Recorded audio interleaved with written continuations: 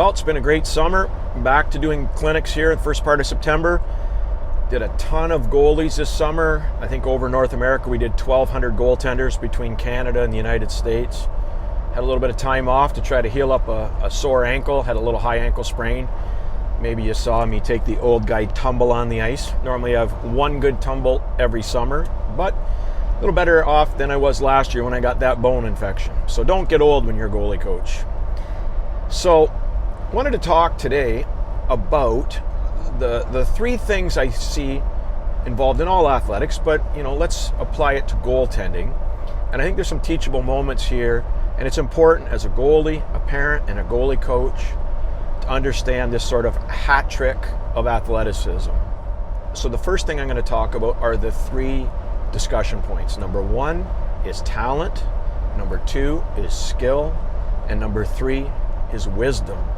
Now, I'm not going to take credit for coming up with these three things. I love to listen to Max Kellerman on ESPN, and he was talking about this as it relates to football players.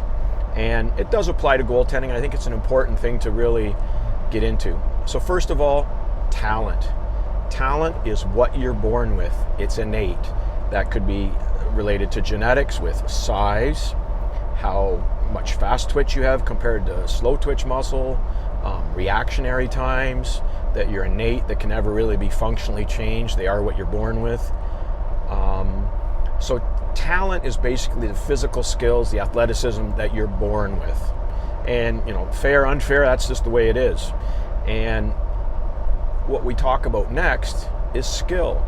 So skill is what you develop by using your talent to perfect an athletic skill. That could be an overhand serve in tennis, or it could be a backside recovery as a goaltender. So growing your talents that are required to move up in hockey are a key thing. And most goalie coaches anywhere on the planet, if they've watched anything on Instagram or online, can likely help you out with some of your skill development. And the third one is wisdom. And I think this is the key one where we really have to focus on. Wisdom, what does it mean? Well, on the obvious common sense is wisdom means being smart, but in this context it means something different. Athletic wisdom is understanding when and where and when not to deploy your skills, being able to read the play, being able to handle and manage all the stuff that goes on the ice, off the ice, understanding the politics, understanding the nepotism, understanding the scouting pathway, the big comprehensive nuts and bolts thing. And I would make an argument that that's the core weakness that a lot of goalies run up to. They may have good talent, they may work their butt off to grow their skill, but unless and until they're around some coach that has a legitimate understanding of high-level hockey, having played it, or coached there, or interned under people at that level, your local goalie coach can't help you develop the requisite wisdom you need with respect to game reads, understanding the process, scouting, drafting, all of that stuff. They can't pick that up online. They can't pick that up through Instagram. That's why it's very crucial in this discussion to understand those three things and how you go out and find solutions to help your journey along. So let's break down talent again for a second. Obviously in the NHL, OHL, college, they want 6'1", 6'2", 6'3". If you're not going to be that size, you need to be able to make sure that you can grow the other parts of your game by developing skills that can counteract that natural talent that you don't have, which size talent. And with your skill development, it's also crucial to have a goalie coach, which I think there's lots of, that can work on your backside recovery, stick involvement, rebound control, RVH, poor angle play, all that stuff. So that's not something that's hard to develop. And quite frankly, I think we're getting a whole generation of amazingly skilled goaltenders, what I call driving range goalies, that have talent, have some refined skill, and look really good in private lessons. But the rubber always meets the road when we find these guys that can't make it happen in games, either through lack of understanding, lack of discernment, or whatever coach they may have worked with who hasn't played at the higher levels doesn't necessarily know how to teach the topics that are required to play at those levels. So at the end of this discussion, take your talents, refine all the skills you can, and find a goalie coach that can actually teach you the wisdom, the reads, the critical thinking, the process development that you need to do to play at the higher levels. Because you can be a super skilled goalie with lots of talent working at Swiss Chalet if you don't pick the right goalie coach to help you manage your wisdom with respect to stopping the puck.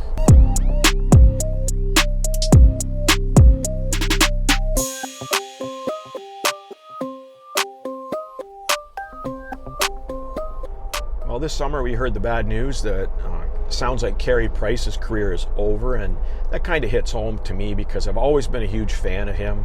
I've done lots of scouting reports during the season when he was playing against the Leafs, and actually when he was an amateur playing for Tri-City as an NHL scout, I spent 2 weeks out there watching his practices, talking to the Zamboni drivers about him, talking to his school teachers, talking to people around the rink, his coaches, his GM. Sweetheart of a man, one of the most talented goalies we ever have seen play. He had a tough go of it initially in Montreal, if you all remember everybody booing him off the ice. But he's won great awards. He's had great accomplishments on the international stage and in World Juniors. And I think, personally, he deserves to be in the Hall of Fame. But I'm afraid that it might not be as easy as that, because the Hall of Fame, electors, I believe, are mostly reporters, newspaper, TV type personalities, and historically with goaltending they really weigh the Stanley Cup wins, and I mean that's not an accurate evaluation of Carey Price in my mind. I just think they do go that way a little bit. I hope he gets in. I believe he deserves to get in, and I think actually he probably should go in before a guy like Henrik Lundqvist. Now Lundqvist played the same generation as Carey, was a star, was a stud. We all know, super well dressed, guitar playing. He's like, what everybody wants to be if they could be when they're a kid designing how their future goes. And he was a great goalie. International stage, awesome gold medals, world championships. But again, a lot like Carey Price with respect to not winning the Stanley Cup. I ultimately believe he should be in the Hall of Fame down the road. I just think that he's going to have a tougher journey, just simply because of how heavily the Hockey Hall of Fame weighs the Stanley Cup. And another reason I don't agree with that is it's the Hockey Hall of Fame, not the NHL Hall of Fame. And I don't think, they should discount not winning Stanley Cups. But when you're clearly a team leader in both those cases with Carey and Henrik Lundqvist, I think most certainly they have Hall of Fame credentials. So put your thoughts down below in the comments if you think they should be in the Hall of Fame, or if there's any other goalies like Chris Osgood or Mike Vernon, anything like that, do you think should or shouldn't be in the Hall of Fame? I'm curious to hear what you think.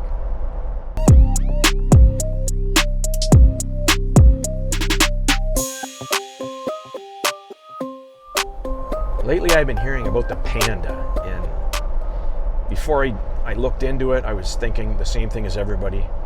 Are we just trying to name goalie stuff? Stupid names, RVH, VH, like how does all this naming stuff come about, and who's the guy that comes up with this stuff?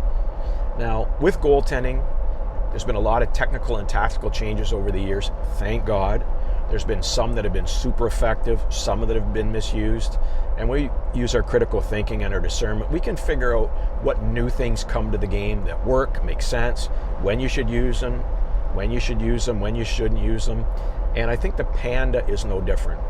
What this move has to do with the PANDA, no idea, but let's just go with it. It's a PANDA.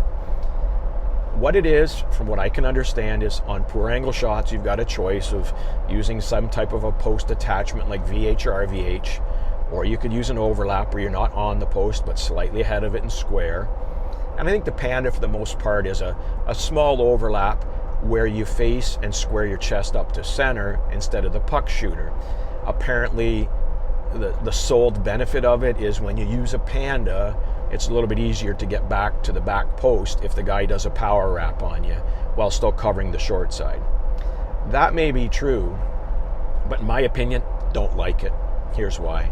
When you're in the PANDA and your shoulders, knees, belly button aren't square to the shooter on the poor angle, and they're squared up more towards center ice, what you do is generate an easy rebound generator. It could go off your chest, and it's going to put it into the slot, off your knees. So when you get in the PANDA position, you actually encourage rebounds to go in the slot. And for that reason alone, I don't really like it.